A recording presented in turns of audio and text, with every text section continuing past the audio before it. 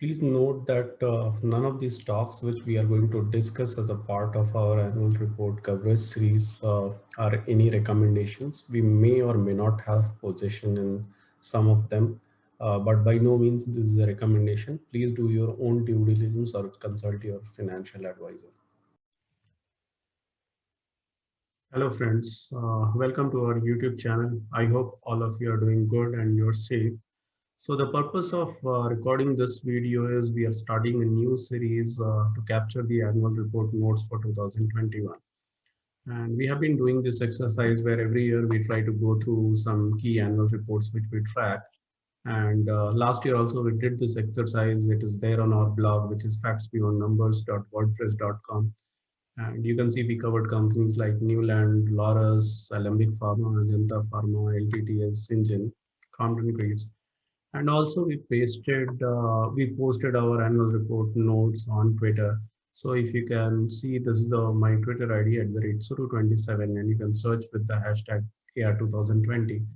And you will get multiple annual reports like, companies like Vinati, Polymed, Jagdamba Polymer, Symphony, and multiple companies. So a lot of feedback which we got, and one of the feedback was if we can make video out of it and we can do it through video. The second feedback which we got was to show how to read annual reports and all of that.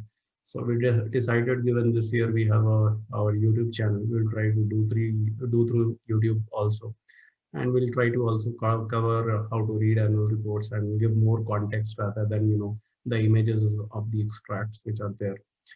So with that, let's go through the first annual report, and the season started. So in fact, I read 2, 3 annual reports, and I try to identify companies where something interesting is happening, or companies which are part of long-term portfolio, or something interesting which is happening in the sector, or some important aspect like a key management change, or a very unique company with a different kind of growth trajectory or the margin. So I try to read. So this is one company which came in one of those criterias, and frankly, I have never studied cement sector in detail. So this is my first attempt to read a cement sector annual report. So pardon me if there are any mistakes, or there is any misunderstanding of mine in understanding some of the concepts of this sector. So before getting into this company annual report, because you had requested to give some emphasis on how to read annual report.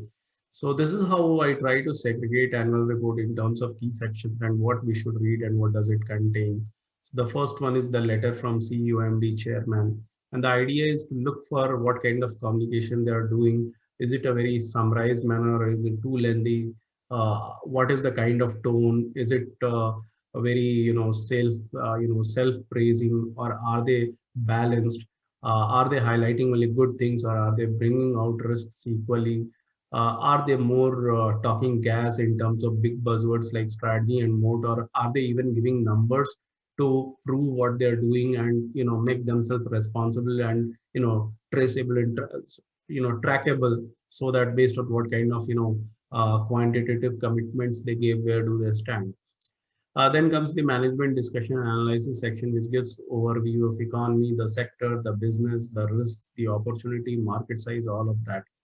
And the business snapshot provides much detailed information about the business. If you want to understand the business model by product, by geography, by operations, by sub-segments, by margins and all of that, you can get that into business snapshot. The director's report is important because it contains information about how the board and directors, they look at the financials, also the key policies regarding the payment policy, compensation policy, remuneration policy, all of that, because it plays a role in for management having skin in the game. Also the flow of money based on shareholding structure.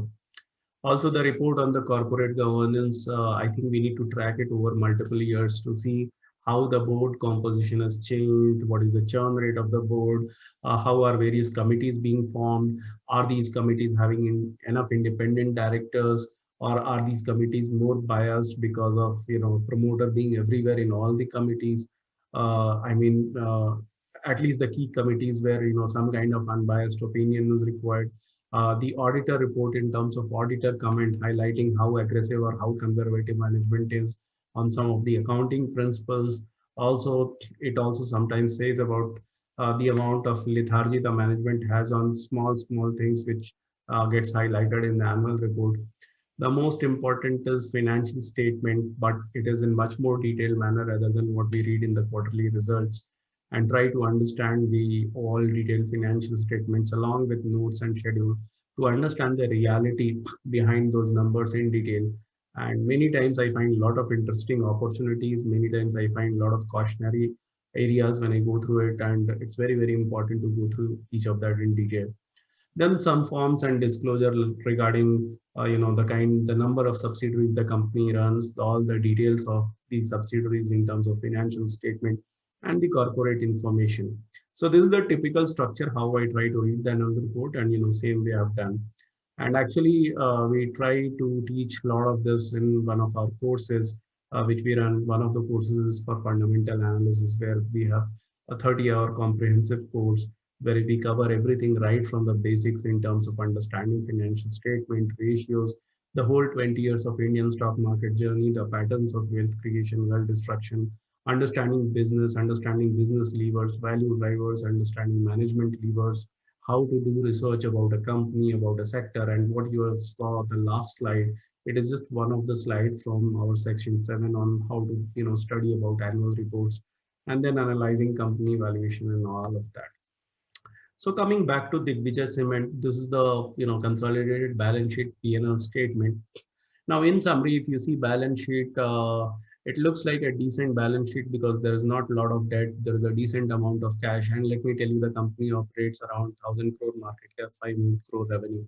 So if you see that kind of range, they hold more than 100 crores of cash, which is good. If you see the receivables, it is not much, very low receivables. And I can just highlight those areas also for your simplicity. So if you see the receivables, very less receivables on a 500 crore revenue, they have hardly 11 crore receivables. The inventory is also decent because they hold almost 14-15% of inventory, not much of debt, pretty clean balance sheet, maybe 10 crore of intangible asset and 171 crore of property, plant and equipments. Uh, Provisions are also okay. I think there is one section, contingent liability, and we will talk about it. If you see the P&L, 510 crore of total income, and then if you see pretty decent debt free, no finance cost, which means very less interest, almost 27 crore depreciation. You can see apart from the raw material, the other significant item is power cost, very significant power cost. And they have done almost 53-54 crore of profit. If you see the cash flow, they are able to convert bulk of the profit into cash flows, almost 94 crores of CFO. And even if you remove this 27 crore, which similar amount you saw in depreciation, it looks like this is the kind of maintenance capex they have if they have not done any growth capex. So decently 70-75 crore of cash generation on a 1,000 crore market cap. What is interesting is if you see last 10 years of performance, things have changed in last 2 years. Now we need to study if it is because of cyclicity or something change has been in management. And actually, let me tell you why I got interested, because a PE fund, they got interested in this company and a new person came. And after that, the results have been good. And of course, there have been sector tailwinds, but then I felt it's worth studying. And given it's a new sector, I learned something about the sector. And why not to go where there is something which is very good happening. So that is the reason I picked the Digvijay Cement. And you can see the profitability numbers have improved significantly from a minus loss to 20 crore of profit. It's doing almost 76 and 82 crore of profit. We need to see if it is sustainable or not. And if you pick any numbers, you can see all of that has changed in last 2 years. Last 2 years, major change. Even cement is known as a very capital intensive sector, but if you look at the fixed asset turnover in last 2 years, by no means it looks bad. As I said, the working capital wise, this looks very good. And this is not only for these 2 years, last 5 years also, the company has been decent on the receivables and decent return on capital employed and current ratio. So now let's go to the key sections. So whatever I showed you in this slide, I have tried to go through the whole annual report and cover all the important key points in these sections and placed it here. And this is the annual report. You can see this is all the notes I made, and then I've tried to put the notes in respective section. So I'll discuss what are my key learnings from this annual report. The first thing is the management is telling the business challenges which they had and how they have tried to handle these challenges. And they identify two major challenges. One is limestone availability, which is a raw material looks like for cement industry. And second is productivity of the assets. And they have been able to reserve limestone for next 20 years, which safeguards from the raw material risk. On the productivity side, what they have done is, because last year there was a complete shutdown, they used that time to work on their assets, and they have tried to optimize the assets, and based on that they have seen significant improvement.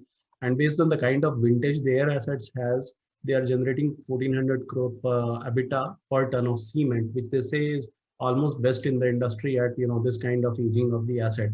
So this tells two three things. One, the management is willing to highlight the challenges. Second, they are a management which likes to work on those challenges and rectify it.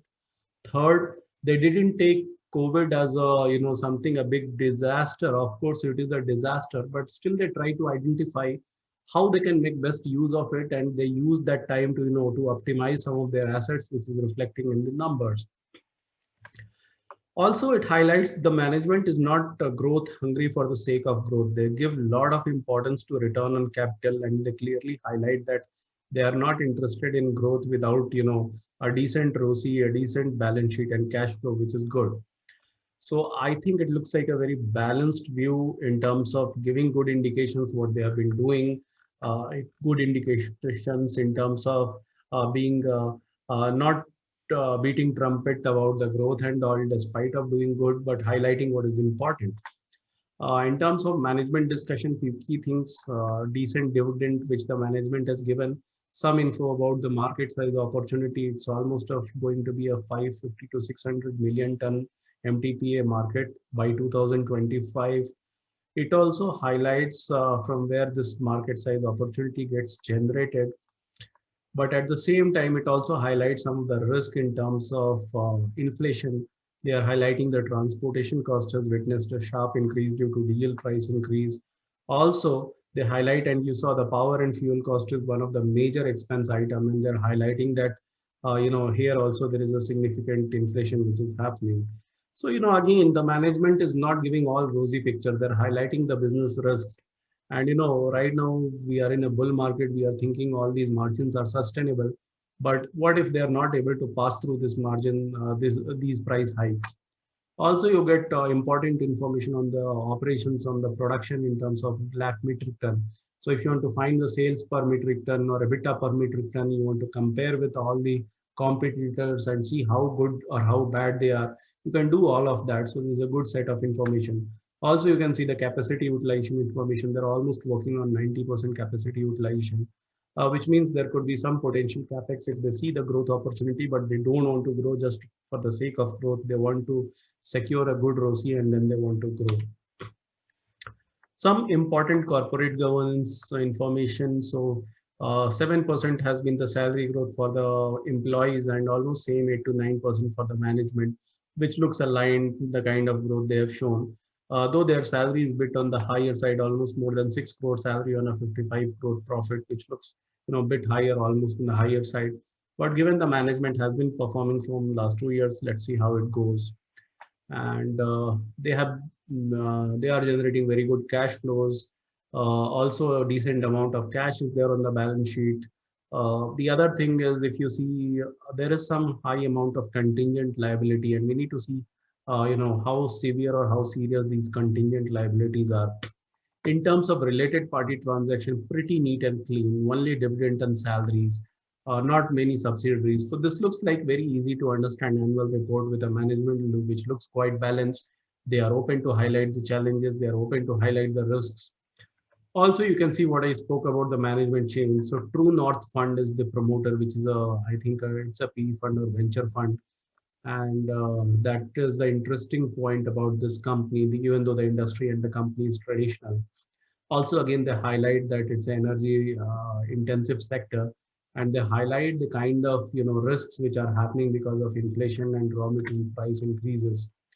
Also, they're highlighting the industry capacity is 67%, and despite of this capacity overhang, capacity expansion is still continuing, resulting in intense, competition. So, usually I don't get a lot of annual reports where management is forthcoming and highlighting those risks.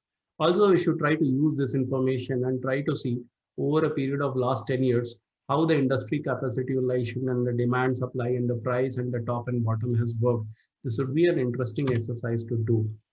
So with that, the final summary, it looks like a management which is balanced. They don't beat the trumpet. They highlight the risks. Also, it says the company has been doing well from last 2 years. It says the company is a growth company. They are eyeing growth, but not without good balance sheet and cash flow.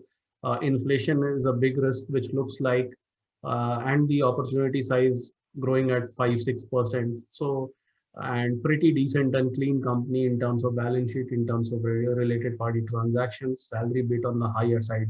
So that is how I'd like to summarize this annual report. And thanks for your time. You can follow us on our email ID. You can write to us. You can follow us on our Twitter, on our blog, YouTube. If you like us to make more of these annual report notes, please subscribe to us. Please like our videos, and please share our videos with the wider audience. And I will see you in the next video with one more annual report. Thanks for your time.